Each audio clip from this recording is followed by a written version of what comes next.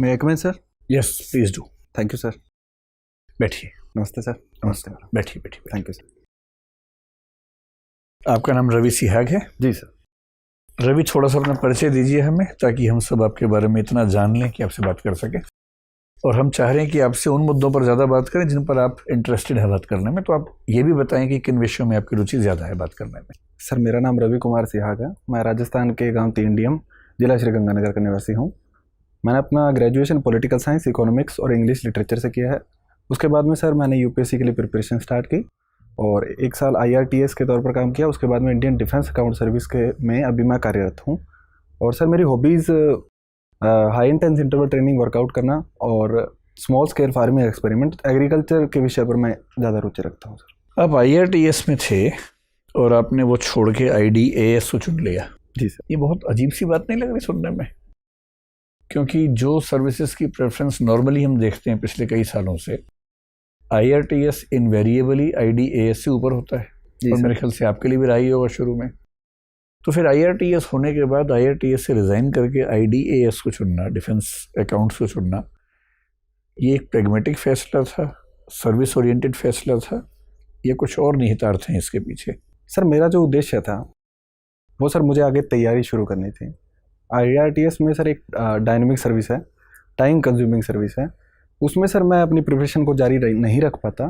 तो इसलिए सर लागत लाभ विश्लेषण के आधार पर और इंडियन डिफेंस अकाउंट सर्विस के प्रोफाइल के बारे में पढ़ा, तो सर मुझे अच्छे इसमें प्रोस्पेक्टस लगे।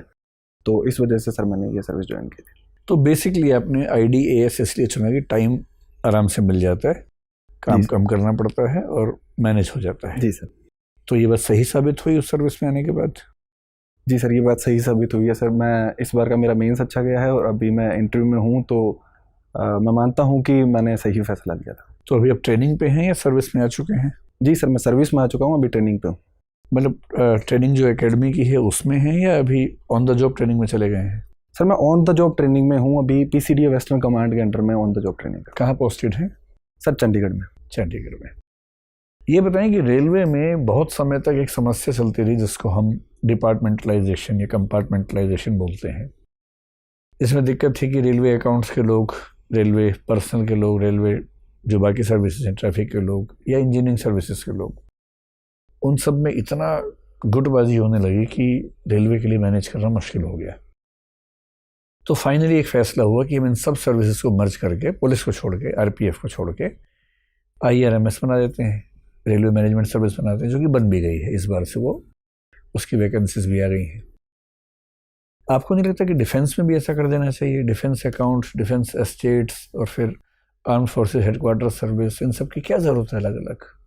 एक ही क्यों ना कर दें इन सबको? मतलब जो नॉन बैटल फील्ड सर्विसेज हैं, जो बैटल फील्ड की हैं, वो तो अलग है, लेकिन जो बैटल फील्ड में लोग नहीं जाने वाले हैं, जिनको सिविलियंस आपकी मतलब लैंग्वेज में सामान्यतः कह देते हैं, उन सर्विसेज को अलग अलग रखने का क्या प्रयोजन हो सकता है?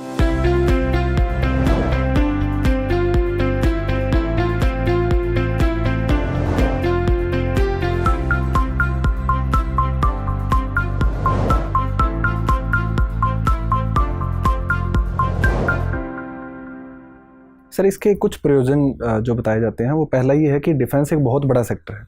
रेलवे भी बड़ा सेक्टर था, लेकिन रेलवे का बजट पिछले कुछ दशकों से क्रमिक रूप से घटा है। तो इस वजह से रेलवे की सर्विस का मर्जिंग किया गया था, क्योंकि सर रेलवे के बोर्ड में सर्विसेज को लेकर काफ़ी टकराहट रहती थी। तो प्रतिभा के आधार पर बोर्ड में चयन नहीं हो पाता था। 1905 से जो बोर्ड चल रहा था उसमें सुधार अपरिहार्य हो गए थे। डिफेंस के स्तर पर सर ये बातचीत चल रही है कि डिफेंस की सर्विसेज को मर्जिंग किया जाए। उसमें एक मुख्य मुद्दा है कि जो अकाउंटिंग सर्विसेज है उनको मर्ज करने का मुद्दा भी शामिल है। उसके अलावा जो स्टेट सर्विस है उसमें भी डिफेंस पर्सोनल्स का कहना है कि उसमें जो डिसीजन लेने की पावर है वो आर्मी पर्सोनल्स को दी जाए, ताकि जो निर्णय हैं वो त्वरित रूप से लिए जाएं। सर इसके आगे जो भी संभावनाएं हैं वो आगे देखनी पड़ेगी कि किस प्रकार। तो आपकी राय में Indian defence account service, Indian civil account service, Indian railway account service, इन सब को मर्ज कर दें और ऑडिट अकाउंट्स को भी शायद इनके सबके साथ मर्ज कर दें, वो ज़्यादा अच्छा उपाय है, या डिफेंस की सर्विसेज को आपस में मर्ज करना बेहतर है? क्योंकि इसका भी लॉजिक समझ नहीं आता। जब सिविल अकाउंट्स है ही आपके पास, उसी कुछ लोग रेलवे में चले जाएं, उसी कुछ लोग डिफेंस में चले जाएं। जब बाकी सारी मिनिस्ट्रीज़ में सिविल अकाउंट्स के लोग जा सकते हैं, तो इन दो मिनिस्ट्रीज़ में ही ऐसा क्या है कि वहाँ अलग सर्विस चाहिए? सर जहाँ तक अकाउंटिंग सर्विसेज को मर्जिंग करने की बात है, वो मर्जिंग हो सकती है, लेकिन कुछ व्यवहारिक समाधान इसके लिए करने होंगे। जैसे कि सर डिफेंस में जो कोड हेड्स हैं वो बहुत अधिक हैं। इसमें 2 प्रकार के मैनुअल्स हैं, उसमें कोड हेड की संख्या हज़ारों में है। ठीक है। और सिविल अकाउंट्स में कोड हेड कम इस्तेमाल किए जाते हैं। वो तो मर्ज हो जाएंगे आपस में। सर उसको पीएफएमएस के साथ इंटीग्रेट करना इसलिए भी मुश्किल है क्योंकि राष्ट्रीय सुरक्षा का मुद्दा है। और इसमें सर ऑनलाइन करने में डिफेंस सर्विसेज की ओर से कुछ आपत्तियां जताई गई है कि इसको ऑनलाइन करेंगे तो साइबर सिक्योरिटी के फ्रॉड्स हैं वो जो थ्रेट हैं वो इसमें दिखाई दे सकते हैं। तो अभी डिफेंस अकाउंट्स में आप साइबर लेवल पे बिल्कुल नहीं जाते हैं? सर कुछ पेपर पे होता है? सर काफ़ी हद तक अभी पेपर पे काम चल रहा है, लेकिन अभी जो हैदराबाद में इंडियन जो टेक्नोलॉजी सेंटर है वहाँ पर उन्होंने एक प्रबल विकसित करने की ओर बढ़ रहे हैं। आर्म्ड फोर्सेस की तरफ से इसमें सहमति जताई गई है, उस पर अभी काम चल रहा है। उसके अलावा सर पेंशन के स्तर पर डिजिटलाइज किया गया स्पर्श प्लेटफॉर्म है, और अकाउंटिंग स्तर पर ट्यूलिप प्लेटफॉर्म पे अभी काम चल रहा है। ठीक है। तो इसका मतलब ये हुआ कि आपकी राय में अकाउंट सर्विसेज को मर्ज करना ठीक नहीं होगा, लेकिन वैसे डिफेंस सर्विसेज को मर्ज करना बेहतर उपाय हो सकता है।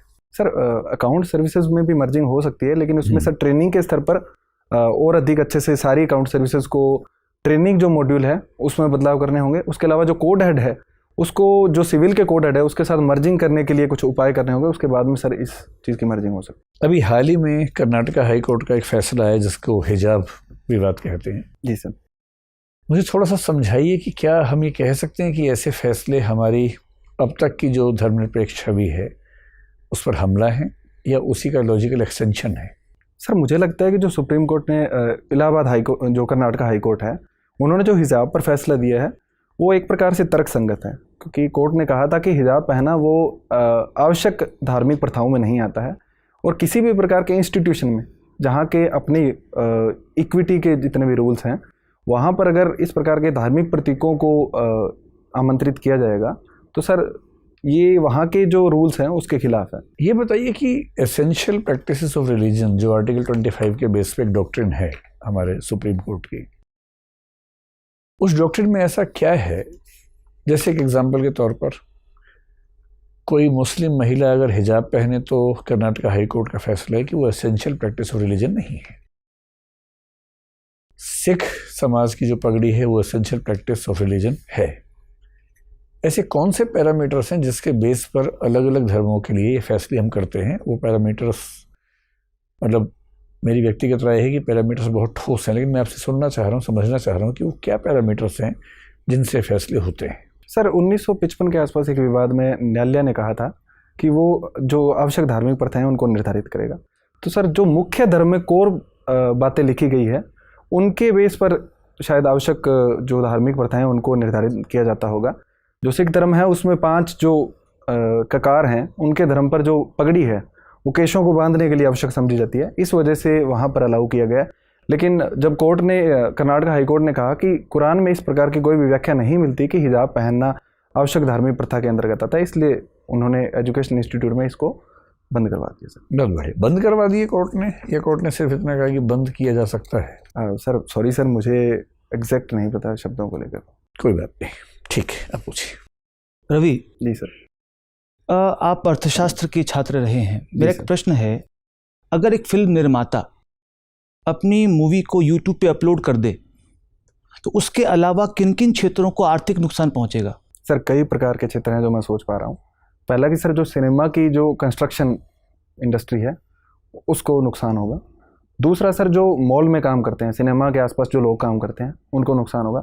तीसरा सर जो सिनेमा ले जाने के लिए जो ऑटो रिक्शास हैं, जो किसी भी प्रकार के यातायात के साधन हैं, उनको नुकसान हो सकता है। उसके अलावा सर अभी मैं सोच रहा, देखिए जिस प्रकार से कोविड के संक्रमण बढ़ते जा रहे हैं तो क्या आपको नहीं लगता कि सिनेमाघरों का विस्तार करने से बीमारी और बढ़ेगी? और अगर किसी मैसेज को हमें बहुत लोगों तक पहुंचाना है तो यूट्यूब पे डालकर वो ऐसा काम भी कर सकता है। माफ़ कीजिए सर, मैं प्रश्न को थोड़ा सा चलिए छोड़िए इसको, कोई इशू नहीं है। हमने अभी पिछले 2 सालों में कोविड काल देखा। जी सर, आपने इस आपदा को अवसर में कैसे परिवर्तित किया? सर कुछ मुद्दों पर मैं मान सकता हूं कि हमने इस आपदा को अवसर में परिवर्तित किया। पहला चित्र सर हाइजीन को लेकर है। नहीं, आपने कैसे किया? आपके अपने स्तर पे, व्यक्तिगत स्तर पे आपने ऐसा क्या किया कि इस आपदा को अपने लिए अवसर में कन्वर्ट कर लिया हो? सर इसी स्तर पर मैं हाइजीन को लेकर अधिक सतर्क हुआ हूँ। दूसरा सर मैंने ऑनलाइन जो माध्यम है, जहाँ पर पहले मैं सहज इतना महसूस नहीं कर सकता था, वहाँ पर अभी मैं सहज महसूस करता हूँ सर। और तीसरे स्तर पर सर जो सॉरी सर अभी कुछ सोच चलिए नहीं पा कोई रहा नहीं। देखिए ऐसा मुझे लगता है पर्सनली कि संयुक्त राष्ट्र संगठन बहुत सफल नहीं रहा। उसके गठन के बाद से आतंकवाद की घटनाएं कुछ खास कम नहीं हुई हैं, देशों में तनाव है, शक्तिशाली देश कमज़ोर देशों पर अत्याचार करता है। तो क्या आपको नहीं लगता कि इसको भंग कर दें, एक नए सिरे से किसी नए संगठन की कल्पना की जाए? सर मुझे लगता है कि इसको भंग करने के बजाय इसमें सुधार किए जाने चाहिए, क्योंकि इतने वर्षों में 1945 लेकर हमने जितना निवेश किया है, जितने इसकी संस्थानों में निवेश किया है, इंस्टीट्यूशन बनाए हैं, रूल्स एंड रेगुलेशन बनाए हैं, उसको स्ट्रेंथन करना ज़्यादा प्रभावी होगा बजाय कि एक नई संस्था बनाने के। क्योंकि सर इसका कोई भी प्रमाण नहीं है कि जो नई संस्था बनाएंगे वो नए विश्व में जितने भी इस प्रकार की घटनाएं होती है उसको रोक पाने में सक्षम होगी या नहीं। तो अगर संयुक्त राष्ट्र में सुधार किए जाएँ तो वो ज़्यादा प्रभावी मैं मानता हूं। तो मान लेते हैं आपको एक मौका दिया जाए कि संयुक्त राष्ट्र सुरक्षा परिषद के आपको स्थायी मेंबर्स चुनने हैं, तो कौन से 5 देश होंगे जिसको आप चुनना चाहेंगे? सर क्या P5 के अलावा बताना? बिल्कुल फ्रेश हमें चुनना है, कोई 5 देशों का एक समूह जो स्थायी सदस्य होंगे UNSC के। तो आपके हिसाब से किन देशों को उसमें से निकाला जाए, किन देशों को उसमें शामिल किया जाए, ज़रा बताएं। सर मैं मानता हूं कि एक महाद्वीपीय प्रतिनिधित्व को मैं एक क्राइटेरिया मानूंगा, जिसमें अमेरिका को नॉर्थ अमेरिका से मैं लेना चाहूँगा, और एशिया में सर मैं 2 या 3 देशों को लेना चाहूँगा क्योंकि काफ़ी बड़ा महाद्वीप है, जिसमें रूस, चीन, भारत या जापान, इन चारों में से 2 या 3 को मैं लेना चाहूँगा। उसके अलावा सर अफ्रीका से 2 या 3 देशों का प्रतिनिधित्व मैं चाहता हूँ, और यूरोप से 1 या 2 देशों का प्रतिनिधित्व, जिसमें हमारे पास 5 देशों का ही एक व्यवस्था है। तो 5 देशों का नाम बताइए मुझे आप। सर अमेरिका, ठीक है, भारत, ठीक है, चीन, दक्षिण अफ्रीका और जर्मनी। अच्छा जर्मनी। जी सर। फ्रांस क्यों नहीं? सर जर्मनी की जो इकोनॉमी है उसमें सबसे अधिक है, और दूसरी बात है कि सर वहाँ पर न्यूक्लियर जो वेपन है वो भी जर्मनी के पास नहीं है सर। तो एक प्रकार से अगर हम डी न्यूक्लियराइजेशन के मुद्दे पर बातचीत करेंगे तो जर्मनी एक बेहतर विकल्प साबित होगा दूसरे देशों की बजाय। अच्छा, देखिए हवाला और हलाला, इनमें क्या अंतर है? सर हवाला एक ऐसी प्रक्रिया है जिसके तहत अवैध रूप से विदेशों से मुद्राएं भेजी जाती है, जिसमें कुछ कमीशन एजेंट होते हैं, वहाँ से लेन देन को यहाँ पर लेन देन करते हैं।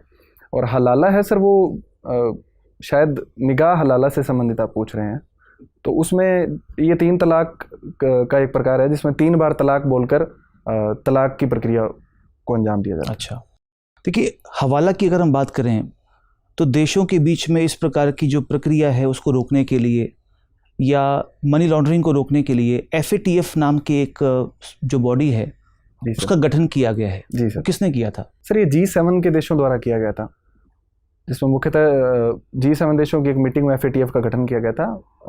एग्जैक्ट सर जो ईयर है वो मैं भूल रहा हूँ। चलिए कोई नहीं। तो इसमें ग्रे सूची क्या होती है FATF में? सर ग्रे सूची में उन देशों को रखा जाता है जो व्यापक निगरानी के तहत कार्य करते हैं और जिन पर भविष्य में सैंक्शंस लगाए जा सकते हैं। कोई देश ऐसा है जिसको रखा गया उसमें? सर पाकिस्तान को अभी हाल ही में ग्रे सूची में रखा गया है। और किन्हें रखा गया ब्लैक सूची में? सर 2 देश हैं, ईरान और उत्तर कोरिया, जिनको ब्लैक सूची में रखा गया। चलिए thank you. Thank you sir. Ravi ji madam, आपके गांव का नाम बड़ा यूनिक है। जी मैडम। क्या मतलब है इसका? मैडम मेरे गांव है जो पहले एक मरुस्थल का क्षेत्र था, इंदिरा गांधी नहर आने के बाद में ये क्षेत्र पूरी तरीके से परिवर्तित हो गया। तो एक प्रकार से नहर के योगदान को देखते हुए नहर से जो छोटी वितरिकाएं निकलती है जिनको माइनर कहते हैं, उनसे जो पानी की निकासी के द्वार होते हैं उनके द्वारों के नाम पर गांव का नाम रखा गया है। तो DM का मतलब है कि डबजाल एडजॉइनिंग माइनर, जो इंदिरा गांधी की एक छोटी माइनर है जो डबजाल गांव से होकर प्रवाहित होती है, उसके नाम पर सर इसका नाम रखा गया। बहुत बढ़िया। ये बताएं कि क्या इंदिरा गांधी कैनाल आने के बाद से जो वहाँ का एग्रीकल्चर है उसको कुछ बुरा प्रभाव भी पड़ा है? जी मैडम, कुछ कुप्रभाव मैं देख सकता हूँ, जैसे कि जो सोयल सैलिनिटी की समस्या है वो वहाँ पर आई है, जिसको स्थानीय भाषा में सेम कहा जाता है। दूसरा कि फसल प्रतिरूप में विकृति उत्पन्न हुई है, जो गेहूं और चावल की फसलें हैं उन पर ज़्यादा ध्यान दिया गया है, जिससे लैंड डिग्रेडेशन और भूमि की गुणवत्ता प्रभावित हुई है। तीसरा, वहाँ पर जो कीटों और नए रोग, मलेरिया जैसे रोग हैं, उनकी संख्या में वृद्धि देखी जा सकती है। बिल्कुल। आप डिफेंस सर्विसेज से एसोसिएटेड हैं। जी मैडम। भारत में डिफेंस एक्सपेंडिचर कितना है? मैडम डिफेंस का बजट टोटल 5,25,000 करोड़ रुपए का है, जिसमें 1,60,000 करोड़ रुपए कैपिटल एक्सपेंडिचर के रूप में है। और कितना हम एक्सपोर्ट और इंपोर्ट करते हैं? डिफेंस में? मैडम जो कैपिटल एक्सपेंडिचर है उसका 60% हम लोग इंपोर्ट करते हैं, उसके अलावा बाकी हम लोग घरेलू बाजार से उत्पादित करते हैं। एक्सपोर्ट के एग्जैक्ट डेटा नहीं पता, लेकिन टोटल वर्ल्ड के एक्सपोर्ट का 0.2% इंडिया का शेयर है मैडम। बहुत कम है। जी मैडम। ऐसे कोई 3 तरीके बताएं जिससे कि हम अपना एक्सपोर्ट बढ़ा सकें। मैडम पहला जो सरकार जिन पे काम भी कर रही है, पहला की है कि जो स्थानीय उद्योग हैं उनको हमें बड़ी मात्रा में सरकारी जो PSUs हैं या स्वतंत्र रूप से उनको उत्पादन में लगाना होगा। दूसरा, विदेशों के साथ में टेक्नोलॉजी ट्रांसफ़र के जो एग्रीमेंट है उनको साइन करने पड़ेंगे। और तीसरा, मैं ये मानता हूँ कि एक व्यापक इकोसिस्टम डेवलप करना पड़ेगा जिससे हम लोग एक्सपोर्ट अच्छे से कर सकते हैं। क्या अभी हाल ही में हमने कुछ एक्सपोर्ट किया भी है या एक्सपोर्ट एग्रीमेंट साइन किया है जो कि काफ़ी महत्वपूर्ण हो हमारी एक्सपोर्ट पॉलिसी के लिए? जी मैडम, फिलीपींस के साथ में $375 मिलियन का ब्रह्मोस मिसाइल का हमने एग्रीमेंट साइन किया है। उसके अलावा आर्मेनिया के साथ में सवाती रडार का हमने एग्रीमेंट साइन किया है। बहुत बढ़िया। अच्छा, मुझे ये बताएं, आप तो बहुत सारे डिफेंस सिस्टम्स के बारे में जानते होंगे। ऐसे कौन से 5 वेपन सिस्टम्स हैं इंडियन डिफेंस के पास जिन्हें हम अपनी सुरक्षा का स्तंभ मान सकते हैं? मैडम आर्मी के स्तर पर बोलूँ तो T-90 टैंक और अर्जुन टैंक है, वो मेन स्तंभ है। उसके अलावा जो हमारी IMDB कार्यक्रम के तहत जो मिसाइल्स हैं वो दूसरा रक्षा का स्तंभ है। तीसरा, जो हमारी न्यूक्लियर सबमरीन है वो हमारी रक्षा का स्तंभ है। चौथा, एयरफोर्स स्तर पर राफेल विमान है, वो हमारी रक्षा का स्तंभ है। और पांचवा जो हमारा रडार सिस्टम है जो कि दुश्मनों और अवॉक सिस्टम है, वो हमारी रक्षा का स्तंभ। बिल्कुल सही। अगर आपका चयन हो जाता है, आपको एक जिले का, अपने ही जिले का कहिए, DM बना दिया जाता है, तो आप महिला सशक्तिकरण के लिए क्या एकदम कॉन्क्रीट स्टेप्स उठाएंगे? मैडम मैं सबसे पहले मेरे ऑफिस से स्टार्ट करूँगा। मेरे ऑफिस के अंदर जितनी भी महिलाएं काम कर रही हैं मैं उनको प्रोत्साहित करूँगा और एक समिति बनाऊँगा जिसमें महिला सदस्यों को रखकर इस कार्य के लिए एक योजना तैयार करूँगा। उसके बाद में मैडम मैं जितने भी SDM और BDO हैं उनके स्तर पर एक मीटिंग लूँगा और उन्हें अपनी योजना के बारे में बताऊँगा। सबसे महत्वपूर्ण काम मैडम मैं जो करूँगा वो ग्राम सभा के स्तर पर करूँगा। ये देखा जाता है कि ग्राम सभा की मीटिंग्स गाँवों के स्तर पर बहुत कम मात्रा में होती है। मैं खुद वहाँ पर कुछ गाँवों का दौरा करूँगा और कुछ गाँवों का वीडियो कॉन्फ्रेंसिंग के जरिए वहाँ पर वैल्यूएबल इनपुट लूँगा और वहाँ पर जो सरकार की योजनाएं हैं और जो कार्यक्रम हैं उनको इम्प्लीमेंट करूँगा। दूसरा, महिला साक्षरता के स्तर पर मैं जो भी सरकारी योजनाएं हैं उनके अच्छे से इम्प्लीमेंट के लिए एक प्रगति रिपोर्ट भी मंगवाऊँगा। तीसरा, जो विमेन का हेल्थ है उसमें जो ग्राउंड लेवल के कार्यकर्ता हैं जैसे आशा कार्यकर्ता है, ANM कार्यकर्ता है, उनको एक प्रकार से प्राइज़ की व्यवस्था करके उनको अच्छे काम के लिए प्रोत्साहित करूँगा जिससे ये काम अच्छे से कर पाऊँगा। अच्छा, अगर एजुकेशनल एम्पावरमेंट और फाइनेंशियल एम्पावरमेंट से किसी एक को चुनना हो महिलाओं के लिए, किसे चुनेंगे? मैडम मैं एजुकेशनल एम्पावरमेंट को चुनूँगा। अच्छा, फाइनेंशियल एम्पावरमेंट को नहीं चुनेंगे? मैडम अगर एक को चुनना होगा तो एजुकेशनल एम्पावरमेंट को चुनूँगा। ठीक है। एक बॉडी बनाई है सरकार ने, national data and analytics platform. जी मैम। क्या कार्य करती है ये बॉडी? सॉरी मैडम, मैंने इसके बारे में सुना नहीं है, मैं जाके इसके बारे में देखूँगा। चलिए एक सिचुएशन ले लेते हैं कि आपके सबऑर्डिनेट्स आपकी बात मानने से मना कर देते हैं और वो किसी भी तरीके से अपने स्टैंड से हिलने के लिए तैयार नहीं है, क्या करेंगे आप? मैडम मैं सबसे पहले जो सबऑर्डिनेट्स हैं उनसे बातचीत का विकल्प अपनाऊंगा और उनसे उनकी जो नाराज़गी है या फिर जो वो मेरी बात नहीं मानते हैं उनके कारणों पे बातचीत करूंगा कि क्या कारण है कि वो मेरी बात नहीं मान रहे हैं। उनसे प्रॉपर कम्युनिकेशन करूंगा कि हो सकता है किसी कम्युनिकेशन गैप की वजह से वो मेरी बात नहीं मान रहे हैं और अगर फिर भी मैं उम्मीद करता हूँ कि मैं उनसे बातचीत के द्वारा हल निकालने में सफल हो पाऊँगा। और अगर ऐसा नहीं हो पाता है तो मैडम जो किसी सीनियर की जो रिटन ऑर्डर हैं मैं लिखित में उनको ऑर्डर दूंगा जिससे कि उनके लिए बाध्यकारी हो जाएगा कि वो मेरी बात माने। मेरा अंतिम सवाल, अरुणाचल प्रदेश की कैपिटल क्या है? मैडम ईटानगर है। धन्यवाद। Thank you ma'am. Ravi Kumar ji, आप राजस्थान से आते हैं। जी मुझे बताइए, राजस्थान को रंगीला राजस्थान क्यों कहते हैं? मैडम राजस्थान के बारे में कहा जाता है कि प्रकृति ने यहाँ पर भूरे रंग के अलावा कुछ भी नहीं दिया, तो राजस्थान वासियों ने इस चुनौती का सामना रंग बिरंगे चित्रों के द्वारा किया है। वहाँ की लोक कला, लोक संस्कृति, लोक चित्र, इस सभी में चटकीले रंगों का प्रयोग अधिक मिलता है, तो इसलिए राजस्थान को रंगीला राजस्थान कहते हैं। अच्छा, जेंडर कलर पेयरिंग के बारे में सुना है आपने? माफ़ कीजिए मैडम, अच्छा, मैं परिचित नहीं हूँ। आपने पिंक फॉर गर्ल्स और ब्लू फॉर बॉयज़ इसके बारे में सुना है? जी। क्यों है ऐसा? गुलाबी रंग महिलाओं के लिए और नीला रंग पुरुषों के लिए, क्या कारण हो सकता है इसके पीछे? मैम एक कारण मैं ये सोच पा रहा हूँ कि गुलाबी रंग है वो हल्का रंग है, लाइट रंग है और शांति का प्रतीक इसको माना जाता है। और नीला रंग है वो चटकीला रंग है, थोड़ा भड़काऊ रंग है और पुरुषों को जनरली थोड़ा अधिक साहसी, क्रोधी आदि उपाधियों से सुसज्जित किया जाता है। तो एक ये कारण मैडम मैं सोच पा रहा हूँ। अच्छा, तो अगर आपको एक कलर चुनने को कहा जाए जिसमें दोनों के गुण आ जाएं तो आप कौन से रंग को चुनेंगे जो महिलाओं और पुरुषों दोनों के गुणों को समाहित करे अपने अंदर? कोई एक कलर? सफ़ेद रंग मैं चुनूंगा, मेरा पसंदीदा रंग भी है। अच्छा, ठीक है। आपने अपने शौक में लिखा है HIIT, high intensity interval training, आप करते हैं? जी मैडम। नियमित रूप से करते हैं? मैडम वीक में 4 या 5 दिन में करता हूँ। क्या क्या करते हैं उसमें आप? मैडम मैं बर्पीज करता हूँ, कमांडो ट्रेनिंग करता हूँ, उसके अलावा lunges, squats, jumping squats, running में मैडम मैं जनरली स्प्रिंट्स करता हूँ, उसमें 20 सेकंड स्प्रिंट 20 सेकंड ब्रेक, इसको गिबाला टेक्निक बोलते हैं, वो जनरली मैं करता हूँ। तो रनिंग ये तो आप ट्रेडमिल पे करते होंगे? नहीं मैडम, मैं जहाँ भी मौका मिलता है वहाँ कर लेता हूँ, अगर पार्क हो तो सबसे अच्छी चीज़ है, वरना ट्रेडमिल पे करता हूँ। अच्छा, तो ये बताइए, अगर कोई व्यक्ति 2 पैरों से भागता है यानी कि मनुष्य, और जानवर जो 4 पैरों से भागता है, दोनों में से ज़्यादा तेज कौन भागेगा? मैडम ये बॉडी साइज पे और आकारिकी पे ज़्यादा निर्भर करेगा। हाँ, कि कुछ जानवरों में 4 पैर होते हैं लेकिन फिर भी हम उनसे तेज भाग सकते हैं, और कुछ जानवरों में 4 पैर होते हैं जैसे कि घोड़ा, वो हमसे तेज भाग सकता है। तो शायद शरीर की जो आकार है, आकारिकी है, उस पर अधिक निर्भर करेगा। उस पर अधिक निर्भर करेगा। ठीक है। आप हिंदी साहित्य के विद्यार्थी हैं, आप मुझे बताइए राजस्थान के कुछ प्रमुख साहित्यकारों के नाम। मैडम रांगेय राघव जी है, उसके अलावा विजयदान देथा जी हैं, मीराबाई, दादू दयाल, बिहारी लाल जी, ये सभी राजस्थान से। अच्छा, ठीक है। अंतर्राष्ट्रीय महिला दिवस 8 मार्च को मनाया जाता है, हम सब जानते हैं। राष्ट्रीय महिला दिवस कब मनाया जाता है? सॉरी मैडम, मैं भूल रहा हूँ इसके बारे में। अच्छा, सरोजिनी नायडू जी के बारे में सुना है आपने? जी मैडम। कौन थी? मैडम इनको भारत कोकिला के नाम से जाना जाता है।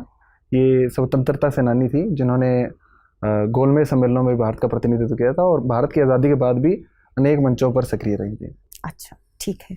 क्योंकि आप बहुत अच्छी एक्सरसाइजेस करते हैं, आपने बताया ना अभी, स्क्वाट्स, जंपिंग स्क्वाट्स, बर्पीज। जी मैडम। इन सब में कौन से बॉडी पार्ट का रोल सबसे ज़्यादा होता है? दिल का, फेफड़े का या पैरों का?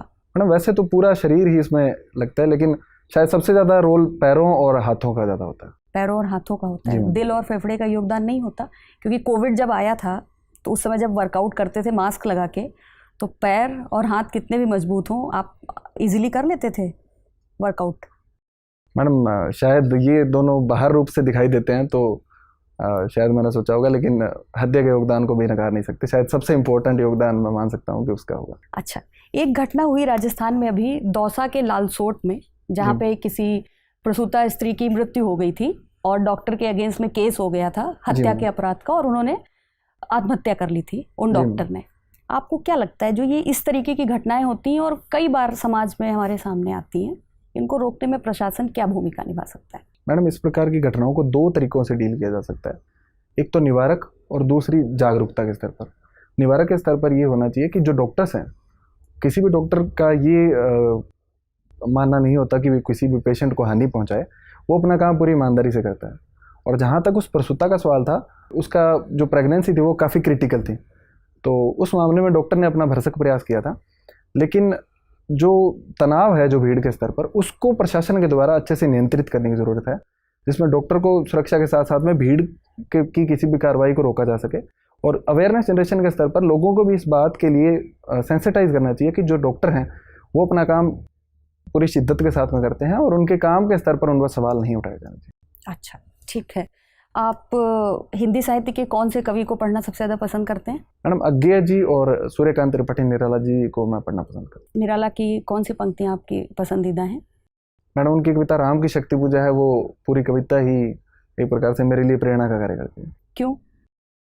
मैडम उस कविता में दिखाया गया है कि किस प्रकार से व्यक्ति अगर ठान ले तो वो शक्ति की कठोर साधना के द्वारा किसी भी स्थिति पर विजय पा सकता है, इसलिए आपको। और अज्ञेय जी की? अज्ञेय जी की मैडम असाध्य वीणा मुझे काफ़ी पसंद है। असाध्य वीणा आपको अच्छी लगती है, ठीक है। रवि, आपको स्मॉल फार्मिंग एक्सपेरिमेंट्स करना पसंद है? जी सर। तो किस तरीके के एक्सपेरिमेंट करते हैं आप? सर कई स्तरों पर एक्सपेरिमेंट्स करता हूँ। जैसे कोई एक बताइए। सर एक के स्तर पर जो अभी रिसेंटली हमने सर ऑर्गेनिक जो गेहूं है उसका उत्पादन शुरू किया। अच्छा, ऑर्गेनिक की बात की जाए तो भारत के पड़ोसी देश में भी ऐसा एक एक्सपेरिमेंट हुआ जो कि बहुत ही घातक साबित हुआ है। जी सर। कौन सा देश है वो? सर श्रीलंका में ऐसा हुआ है। तो श्रीलंका में जो इकोनॉमिक क्राइसिस चल रही है उसके अगर 2-3 मूल कारण बताने हो तो कौन से कारण है? सर पहला तो कोविड-19 जो बीमारी है उसकी वजह से वहाँ का जो एक मुख्यतः टूरिज्म ड्रिवन इकोनॉमी है उसको नुकसान हुआ है। दूसरा सर जो एग्रीकल्चर में उनके द्वारा डिसीजन दिए थे कि कोई भी कृत्रिम फर्टिलाइजर या ऑर्गेनिक फार्मिंग पे शिफ्ट कर लिया था उन्होंने, फिर उसको वापस ले लिया गया। जी सर। और तीसरा सर उनकी जो राजनीतिक और आर्थिक नीतियाँ हैं वहाँ पर भ्रष्टाचार बहुत अधिक है, तो उन नीतियों को मैं अभी तो वहाँ एक जो वहाँ के शासन में, जैसे भारत में भी हम लोग सुनते हैं कि परिवारवाद काफ़ी हावी रहता है। जी सर। तो एक समय में राजपक्सा फैमिली के कितने मेंबर्स थे वहाँ की सरकार में? अभी तो उन्होंने रिज़ाइन कर दिया कई मेंबर्स ने, लेकिन जब सारे थे तो कितने मेंबर्स थे? सर बताया जाता है कि 40 से अधिक परिवार है वो सरकार के विभिन्न पदों पर कार्यरत है। और कैबिनेट की बात की जाए तो? सॉरी सर, एग्जैक्ट नंबर अच्छा नहीं पता। ठीक है। मुझे ये बताइए कि कभी कभी हम सुनते हैं कि भारत को एक 2 फ्रंट सिचुएशन का सामना करना पड़ सकता है। जी सर। तो ये 2 फ्रंट सिचुएशन कैसी सिचुएशन होगी? सर 2 फ्रंट सिचुएशन की जो एक तरफ पाकिस्तान के साथ में और दूसरी चाइना के साथ में हमें युद्ध जैसी स्थिति का सामना करना पड़ सकता है। तो ऐसे समय के लिए भारत को कैसी तैयारी करनी चाहिए? सर जो पाकिस्तान के साथ में युद्ध होगा वहाँ पर हमें तीनों सेनाओं का प्रयोग अधिक करना पड़ेगा। चाइना के साथ में थल सेना मुख्य रूप से रहेगी, उसके साथ में एयरफोर्स भी उसकी सहायक की भूमिका में रहेगी। तो एक प्रकार से मैं कहूँ तो एक थिएटर कमांड के स्तर पर हमें प्रयास करने चाहिए ताकि तीनों सेनाओं में अच्छे से कोऑर्डिनेशन करके हम इस स्थिति से निपट सकते हैं। ठीक बात है। आप मुझे ये बताइए कि लगातार चाइना ने यूएस पे ये आरोप लगाया है कि वो जो एशिया पैसिफिक है, क्योंकि वो इंडो पैसिफिक नहीं कहता है, वो एशिया पैसिफिक टर्म ही यूज़ करता है, वहाँ जो यूएस है वो एक 5-4-3-2 स्ट्रैटेजी यूज़ कर रहा है। तो क्या है ये 5-4-3-2? 2 यहाँ बायलैटरल रिलेशंस हैं और ये अलग अलग ग्रुपिंग्स के नाम हैं। सॉरी सर, इसके बारे में मैं अवेयर नहीं हूँ। मैं कुछ अंदाज़ा लगा पाएंगे? 5 अगर 4 जैसे क्वाड है तो 5 क्या है, 3 क्या है? सर 3 से मतलब ऑकस से होना चाहिए। बिल्कुल। 2 से मतलब अमेरिका का कोई बायलैटरल रिलेशंस हैं। 2 सर इंडिया हो सकता है। 5 में सर P5 या फिर सॉरी सर मुझे इसका आप देख लीजिएगा। मुझे ये बताइए कि वेब 3.0 काफ़ी चर्चा में है कि अभी हम लोग वेब 2.0 यूज़ कर रहे हैं, तो वेब 3.0 और 2.0 में क्या फ़र्क आएगा? सॉरी सर, इसके बारे में खुद को अपडेट नहीं कर पाया हूँ सर। ठीक है। मेरा आखिरी सवाल आपसे ये है कि प्रधानमंत्री जी लगातार वोकल फॉर लोकल की बात कर रहे हैं कि वोकल हो या लोकल के लिए, और दूसरी तरफ अगर हम देखें तो क्या भारत कहीं ना कहीं प्रोटेक्शनिज्म की तरफ नहीं जा रहा है? अगर हम बोल रहे हैं कि सिर्फ हम अपने लोकल प्रोड्यूस को ही आगे बढ़ाएंगे, तो क्या ये ग्लोबलाइजेशन के खिलाफ है? नहीं सर, ग्लोबलाइजेशन के खिलाफ हमें नहीं मानना चाहिए, क्योंकि भारत का जो स्टैंड है वो एक प्रकार से प्रोटेक्शनिज्म ना होकर हमारे घरेलू उद्योगों को प्रोत्साहन देने का अधिक है, जिसमें हम लोगों ने टैरिफ अधिक नहीं बढ़ाए हैं, लेकिन हम लोग बट ऐसे ही अमेरिका फर्स्ट है, वो तो प्रोटेक्शनिज्म है। लेकिन सर वहाँ पर उन्होंने टैरिफ के स्तर पर वृद्धि की थी। जो चीन से आने वाले माल थे उन पर उन्होंने एक प्रकार से टैरिफ और नॉन टैरिफ बैरियर लगाए थे। भारत में इस प्रकार की कार्रवाई न करके हमारा ध्यान सिर्फ घरेलू उद्योगों के अधिक प्रोत्साहन देने पर है। Thank you Ravi sir. Ravi, आपने कश्मीर फाइल्स फिल्म देख ली है? सॉरी सर, मैं उसको देख नहीं पाया हूँ सर। मैं देख रहा हूँ कि सारे कैंडिडेट्स कह रहे हैं कि नहीं देख पाए, और मुझे लग रहा है कि ये एक योजना है कि प्रश्न से बचा जा सके। जी नहीं सर, मैं सोच रहा था इसको देखने का, लेकिन समय नहीं निकाल पाया सर। अच्छा ठीक है। आप असाध्य वीणा आपकी प्रिय कविता है आगे की लिखी हुई। जी सर। आपने IRTS पहले ज्वाइन किया, फिर आप इंडियन डिफेंस अकाउंट सर्विस में आए। क्या IAS आपके लिए भी असाध्य वीणा है? नहीं सर, मैं मानता हूँ कि IAS असाध्य वीणा नहीं है। मैं इसके लिए प्रयास कर रहा हूँ, और एक प्रकार से सर मैंने बहुत डेडिकेटेड होकर इसके लिए प्रयास किए हैं। असाध्य वीणा में जिस प्रकार से आत्मनिवेदन के भाव से वीणा जागृत होती है, तो मैं मानता हूँ कि सर मैंने अपने स्तर पर पूर्णता से प्रयास किया है, और मुझे उम्मीद है कि सर मैं सफल हो जाऊँगा। तो जैसे बहुत लोग असाध्य वीणा को साधने में लगे हुए थे, पर प्रियमवत कुछ वजहों से साध पाया। IAS बनने के लिए बहुत लोग लगे हुए हैं, आपने ऐसा अलग से क्या किया कि आप इसके प्रियमवत मान लिए जाएं? सर मेरे में उस चीज़ को लेकर डेस्परेशन नहीं है कि मैं अगर IAS नहीं बनूंगा तो मैं ज़िंदगी में कुछ नहीं कर पाऊंगा या ऐसा कुछ। सर मैंने ये माना है कि ये मेरा अंतिम प्रयास है, इसमें अगर मैं सफल होता हूँ तो मैं IAS में जाऊँगा, अदरवाइज सर मैं इसी सर्विस में आगे के लिए अच्छा सोचूंगा सर। अच्छा, बहुत बढ़िया। ये बताएं कि ऐसा कहा जाता है कि हिंदी माध्यम का रिजल्ट जो यूपीएससी में खराब होता है सिविल सेवाओं में, उसके पीछे बहुत सारे कारण हैं। ये भी कहा जाता है कि उसके पीछे यूपीएससी भी एक कारण है, क्योंकि यूपीएससी एक इनसेंसिटिव तरीके से इस विषय को देखता है। आप हिंदी माध्यम के बड़े ब्राइट कैंडिडेट हमें लग रहे हैं। मैं आपकी राय जानना चाह रहा हूँ कि ऐसा क्या कारण है कि हिंदी माध्यम की परफॉर्मेंस का लेवल सिविल सर्विसेज में वैसा नहीं है जैसे पहले था एक ज़माने में, और क्या उपाय इसके किए जाने चाहिए सरकार को, यूपीएससी को या किसी भी मंच को, जिससे ये रिप्रेजेंटेशन ठीक हो सके? क्या एग्ज़ाम के सिस्टम में कुछ करने की ज़रूरत है या कुछ और? सर, सबसे पहले मैं ये बताना चाहूँगा कि जो यूपीएससी एक बहुत ईमानदार संस्था है और इस प्रकार के किसी भी यूपीएससी पर किसी भी सवाल उठाना सही नहीं होगा। इसके लिए सर मैं 2 प्रकार के उपाय सोच सकता हूँ, एक तो शॉर्ट टर्म और एक long term. Sir, short term में ये होना चाहिए कि जो एक मुख्य समस्या अनुवाद को लेकर रहती है कि जो अनुवाद है वो बहुत ही यांत्रिक और कंप्यूटरीकृत होते हैं, तो अनुवाद के स्तर पर अगर अच्छे से प्रयोग किए जाएँ तो शायद हिंदी माध्यम के विद्यार्थी प्रश्नों को अच्छे से समझ पाएंगे। जैसा कि सर प्लेटो ने कहा है कि प्रश्न को समझ लेना ही आधा उत्तर है। और सर इसके अलावा सर लॉन्ग टर्म पर्सपेक्टिव में मैं बात करूं तो सर इसमें जो एजुकेशन सिस्टम है उसमें सर भारतीय भाषाओं को हमें अधिक सम्मिलित करना होगा। जैसा कि अभी इंजीनियरिंग और मेडिकल कॉलेज में हम मेडिकल स्तर पर हम लोग भारतीय भाषाओं को शामिल कर रहे हैं, तो उनके स्तर पर प्रोत्साहन देने की अधिक आवश्यकता है। सर, जो तकनीक का विकास है वो असमानताओं को कम करता है या बढ़ाता है? मुझे 2 एग्जाम्पल देके समझाइए, कुछ ऐसे संदर्भ जहाँ तकनीक के विकास ने असमानताओं को या विषमताओं को बढ़ाया हो, और दूसरा जहाँ तकनीक के विकास ने विषमताओं को कम किया हो। सर, एक उदाहरण से मैं दोनों समझाने का प्रयास करूँगा। ठीक है। सर, मोबाइल फ़ोन है तो उसने एक प्रकार से जो हमारा सूचना का अधिकार है उसके स्तर पर सारों को समान प्लेटफॉर्म पर रखा है कि एक गरीब से गरीब व्यक्ति भी इंटरनेट के माध्यम से सूचना ग्रहण कर सकता है। वही मोबाइल फ़ोन और इंटरनेट अगर महंगा है तो एक प्रकार से उसने डिजिटल डिवाइड को बढ़ावा दिया है कि जो हायर क्लास के लोग हैं उसको अच्छे से अफोर्ड कर सकते हैं और जो गरीब बच्चा है, गरीब स्टूडेंट है, उसको अच्छे से अफोर्ड नहीं कर सकता। ठीक है रवि, एक आखिरी सवाल मेरा ये है कि एक डॉक्ट्रिन है हमारे संविधान में, संविधान का मतलब सुप्रीम कोर्ट ने इंटरप्रिटेशन में उसका जिक्र किया, वो है डॉक्ट्रिन ऑफ हार्मोनियस कंस्ट्रक्शन, समन्वयकारी निर्वचन का सिद्धांत। ये क्या सिद्धांत है और किस किस रेफरेंस में इसका इस्तेमाल किया जाता है? सर, मैं पूरी तरह से इससे अवेयर नहीं हूँ, लेकिन इसका मतलब ये है कि अगर किसी भी सूची में कोई मद शामिल है तो अगर मंशा किसी सरकार की सही है तो दूसरे सूची जैसे राज्य सूची के विषय पर भी अगर संघ कानून बनाती है तो उसको असंवैधानिक घोषित नहीं किया जाएगा। ठीक है, चलिए, रवि आपका नाम है और रविन्द्रनाथ टैगोर हमारे स्वाधीनता संग्राम के दौर के बहुत महान व्यक्ति हुए। जी सर। ऐसी 5 समानताएं जो आप में और उनमें हो और हम, मतलब काल्पनिक नहीं, असली। सर, रविंद्रनाथ टैगोर जी से खुद की तुलना करने के लिए सर अभी मैं खुद को इतना सक्षम नहीं मानता हूँ, लेकिन जिन दिशाओं में आप उनके जैसा होने की ओर अग्रसर हों उन दिशाओं को भी आप तुलना का बिंदु मान सकते हैं। सर, एक ये है कि साहित्य में उनकी रुचि थी, साहित्य में मेरी रुचि है। ठीक है। दूसरा है कि सर वो अपने विचारों को लेकर काफ़ी दृढ़ थे और मैं भी अपने विचारों को लेकर काफ़ी दृढ़ हूँ। जब तक कि सर मुझे लगता है कि मैं गलत नहीं हूँ तो मैं अपने विचारों में परिवर्तन करता हूँ, अदरवाइज सर विचारों की दृढ़ता मेरे में है। तीसरा कि सर उनके अंदर लीडरशिप क्वालिटी थी। मैं भी मानता हूँ कि सर मैं लोगों से जुड़ाव रखता हूँ, लोगों से संवाद करने में खुद को अच्छा मानता हूँ। ऐसे कौन से मुद्दे थे जहाँ महात्मा गांधी और टैगोर के बीच में असहमतियाँ थीं? सर, एक तो मशीनी विकास को लेकर उनमें दोनों में सहमति थी। दूसरा सर शिक्षा के अंदर असहमति थी।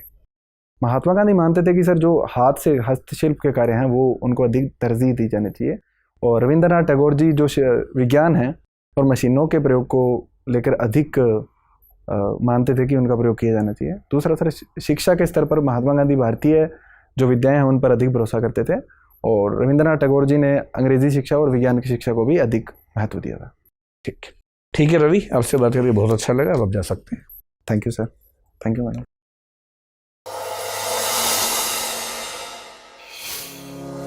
टीम दृष्टि पेश करती है आईएएस की तैयारी का अनूठा और स्थायी ऑनलाइन विकल्प, क्योंकि अब दिल्ली का क्लासरूम आ गया है आपके मोबाइल में। कोर्स में एडमिशन और लाइव क्लासेस के लिए डाउनलोड करें दृष्टि लर्निंग ऐप या हमें फ़ोन करें दिए गए फ़ोन नंबर्स पर। मैं एक मिनट सर। आइए। Thank you sir. बैठिए। Thank you sir. कैसा अनुभव रहा? सर अच्छा अनुभव था। ठीक है, अब कुछ कहने को बचा नहीं है, कहने सुनने को बचा नहीं है। जी सर। तैयारी तुम्हारी बहुत शानदार है सर, सही आंसर दिए, सोच समझ के दिए और दिल पे नहीं आता था। कोई ऐसी वजह नहीं है कि इस बार वो बात मतलब असाध्य में ना सध जाए। जी सर। इस बार तो सधनी चाहिए। मेंस तुम्हारा इस बार ज़बरदस्त हुआ ही है। जी सर। है ना? तो कोई ऐसी वजह नहीं है। कुछ जो छोटी मोटी बातें हैं वो बताएं। जैसे तुम जब आए थे 2 बटन लगा रखे थे। जी सर। उसको खोलने में टाइम ज़्यादा लग रहा था, तो एक जी उपाय हो सकता है कि एक ही बटन लगाओ ताकि वहाँ टाइम ज़्यादा वेस्ट ना हो। सर आज ही मन लगा था, वैसे मैं खुला ही रखता हूँ सर। हाँ, तो खुला भी ठीक। 2 बटन में कहीं खोलने में टाइम ज़्यादा लग रहा है और वो 1-2 सेकंड भी थोड़े से ना कभी कभी चुभ सकते हैं किसी को। जी सर। बाकी सीटिंग वीटिंग ठीक है। ड्रेस तो आपकी शानदार है, बहुत ही बढ़िया ड्रेस है, कहीं कुछ कहने की बात ही नहीं है। और शुरू में पहले 2-3 मिनट में 2 शब्दों का उच्चारण गलत हुआ था। जी सर। अब तब सवाल मैं ही पूछ रहा था, मैं लिख नहीं पाया, तो बाद में मुझे एक तो याद आ गया। अब बाकी रिकॉर्डिंग में देखना। जी सर। एक तो प्रोस्पेक्ट्स बोलना था, प्रोस्पेक्टस आपने बोला था। जी सर। तो वो थोड़ा सा ध्यान रखना। ठीक है। एक हिंदी का शब्द था, मैं वो मिस कर रहा हूँ, वीडियो देख के आपको समझ में आएगा। मुझे भी लगा था, बट मैं खुद बोल रहा हूँ सर की क्या। देखो, एक तो उच्चारण की गलतियाँ क्या हैं, जो रीजनल टच होता है उसको हम गलती नहीं मानते। जी सर। जैसे एक शब्द था परिपक्व, अब वो राजस्थान का व्यक्ति जब बोलता है परिपक्व ऐसे कुछ बोलता है, वो तो रीजनल टच है, उसमें कोई दिक्कत नहीं है। लेकिन ऐसा एक शब्द आया था, एक बार आप देखेंगे तो समझ में आएगा, कुछ मिस्टेक थी, बस वो देख लेना। IDAS IRTS आपने बड़ा अच्छा बताया, पर ये वाला तर्क जो है कि IDAS में काम कम करना पड़ता है, इस पे पर रीथिंक कर सर। मैंने ये तो बोला ही नहीं था कि काम करना पड़ता है, मैंने कहा सर वो ज़्यादा उसमें काम मतलब टाइम कंज्यूमिंग ज़्यादा है सर वो। हाँ, लेकिन भाव तो वही आता है। इससे अच्छा उत्तर मैं भी सोच नहीं पा रहा हूँ। जी सर। लेकिन एक बार सोचो इस पे। सर ईमानदार आंसर यही है, बाकी मैं और सोचता हूँ सर। हाँ, ईमानदार आंसर खैर है ही। जी सर। तो कोई बात ही नहीं। IDES IDAS AFH वो ठीक था। आपने डिफेंस में तो काफ़ी अच्छी तैयारी कर ली है, बहुत बढ़िया तैयारी डिफेंस पे। हिजाब वाला भी आपका एनालिसिस ठीक था। उसमें बस ये ध्यान रखना कि सुप्रीम हाई कोर्ट ने सिर्फ इतना कहा है कि अगर किसी इंस्टीट्यूशन के पास यूनिफॉर्म लगाने का अधिकार है तो वो ऐसा कर सकता है। जी सर। ये कोई कंपल्शन नहीं है। ठीक है। ये स्टेट गवर्नमेंट को डिसाइड करना है, अगर वो करना चाहे तो करे, ना करना चाहे तो ना करे। जैसे अभी भी केंद्रीय विद्यालय में हिजाब अलाउड है। जी सर। उस सेंटर को डिसाइड करना है, सेंटर की पॉलिसी अब तक है तो चल रहा है। तो ये क्योंकि शिक्षा दोनों के पास है ना, स्टेट के पास भी सेंटर के पास भी, तो वो हर जुरिस्डिक्शन में चलेगा। जो सजेशन देना है आपको बेसिकली, एक तो जो पिछले साल की तुलना में ज़्यादा है वो है पॉज। आपका प्रश्न सुनने के बाद जवाब देने से पहले का जो समय है थोड़ा सा ज़्यादा है और वो थोड़ा सा आर्टिफिशियल लगता है। अब ये जानबूझ के आप कर रहे हैं या इतना टाइम सच में सोचने में लग रहा है और उस टाइम तक आप देखते रहते हैं मेंबर को भी, तो मुझे नहीं लगता कि मेंबर को देखते हुए सोच पाते होंगे ज़्यादा कुछ। सर मैं फ्रेम करने का ट्राई करता हूँ सर, जैसे मुझे लगता है कि थोड़ी फ्रेमिंग में इशू है, मैं आंसर को अच्छे से फ्रेम करने के लिए जैसे कर रहे हो ना उतना ठीक है। अभी जैसे पॉज आपने बहुत कम लिया। जी सर। उस समय थोड़ा सा ज़्यादा है। इसको आप देखना वीडियो में, हम सबकी सहमति इस मामले में कि पॉज थोड़ा ज़्यादा है और चुभने वाला है। ठीक है सर। उसे थोड़ा सा कम करो। बस स्पेशली ऐसे प्रश्न में जहाँ सोचने की ज़रूरत समझ में नहीं आ रही है, वहाँ भी पॉज आए तो फिर चुभता है। तो जो आज के बोर्ड का सबसे महत्वपूर्ण सुझाव है वो है पॉज कम करने का। दूसरा, शुरू के कुछ प्रश्नों के उत्तर में हिंदी के बहुत कठिन शब्दों का इस्तेमाल आप कर रहे थे, जो यहाँ तो हम सब समझ रहे हैं। इन यूपीएससी में चांसेस हैं कि 2-3 मेंबर्स ना समझ पाए। जैसे अविवेकपूर्ण एक शब्द आया था। जी सर। और वो 2-3 शब्दों के साथ जुड़ के आया था, वो शब्द भी अपने आप में मुश्किल थे। जी सर।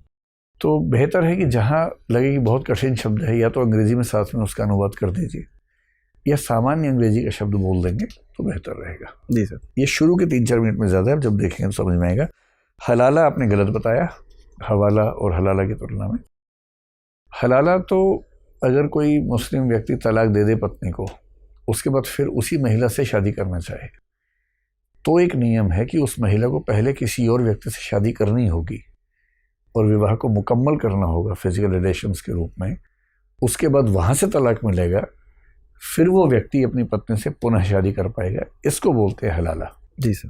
तो 3 तलाक वाला मामला नहीं है, वो अलग चीज़ है 3 तलाक वाली। ठीक है। और अपने गांव का जिक्र बहुत अच्छा हुआ। डिफेंस बजट वगैरह आपने बड़ा अच्छा बताया। विमेन एम्पावरमेंट बहुत ही अच्छा बताया। रंगीला राजस्थान, बड़ा मतलब आंसर ऑफ द डे तो वही था कि प्रकृति ने केवल भूरा रंग दिया है, बाकी हमने भर रही है। इतना बढ़िया आंसर दिया, मजा आ गया सर। ये आज ही हम लोग डिस्कशन कर रहे थे इस आंसर को। अरे वाह जी सर, मतलब प्रश्न भिड़ गया आपका। जी सर। पेपर लीक हो गया है ना। आपकी जो फिजिकल ट्रेनिंग वाला है वो भी अच्छा है, जहाँ उसमें आप फंसे थे हार्ट और लंग्स वाले मामले में, बहुत जल्दी आपने मैनेज कर लिया माफ़ी मांग के। जी सर। वो ठीक किया। उसमें तो हार्ट और लंग्स की भूमिका ज़्यादा होती ही इन सब चीज़ों में, तो थोड़ा सा अपेक्षा थी। यूपीएससी में क्या रिफॉर्म्स होने चाहिए हिंदी मीडियम को लेके, वो भी ठीक है। मैं बैलेंस देखना चाहता, बैलेंस आपका बड़ा अच्छा था। टैगोर वाले में भी आपने ठीक से मैनेज किया, तो कहीं कोई दिक्कत नहीं है। एक आध क्वेश्चन करंट अफेयर्स का कोई चूका है आपसे, जो कि बहुत जेन्युइन है, इतना चूक ही जाता है, लेकिन फिर भी अगर देखना ही है तो करंट अफेयर्स से एक बार देख लीजिए। सर मैं सोच रहा हूँ कि इस बार वाइल्ड गैस के बजाय एक सॉरी बोल दो, थोड़ा सा मेरे को भी पॉज मिल जाएगा। दिक्कत नहीं है, एकदम सॉरी बोलो जहाँ दिक्कत है। जी सर, एकदम सॉरी बोलिए। कश्मीर फाइल्स नहीं देखी है बचाओ? नहीं देखी अभी तक। तो देख लो यार। जी सर। मैं चाह रहा हूँ कि आपके इंटरव्यू में डिबेटेबल इश्यूज ज़्यादा रहें। जी सर। क्योंकि आप डिबेट्स को अच्छे से हैंडल करते हैं, तो जितने डिबेटेबल इश्यूज होंगे उतनी संभावना आपकी बढ़ेगी, आगे बढ़ जाएगी। और कश्मीर सर मैं तो ये सोच रहा था कि इसको देखूं और क्वेश्चन को फेस करूं, जरूर देखो और फेस करो। जी सर। क्योंकि मैं जितने लोगों से पूछ रहा हूँ सब कर देखी नहीं हमने, तो मैं प्रश्न लेके बैठा हूँ सुबह से, कोई मिल ही नहीं रहा मुझे। चलिए, मतलब कुछ कहने की जरूरत नहीं है, सब बढ़िया है। इस बार 2 साल के लिए मसूरी की तैयारी करो और बढ़ो आगे। जी sir, all the best. Thank you. कुछ पूछना है आपको? सर अभी तो कुछ नहीं पूछा, मेन वही क्वेश्चन था सर IRTS वाला, वो थोड़ा मैं सोच लेता हूं। सोचो, बैठते हैं अलग से। जी सर, बैठ जाते हैं। ठीक है, जाइए, शुभकामनाएं। Thank you sir. Thank you madam, all the best.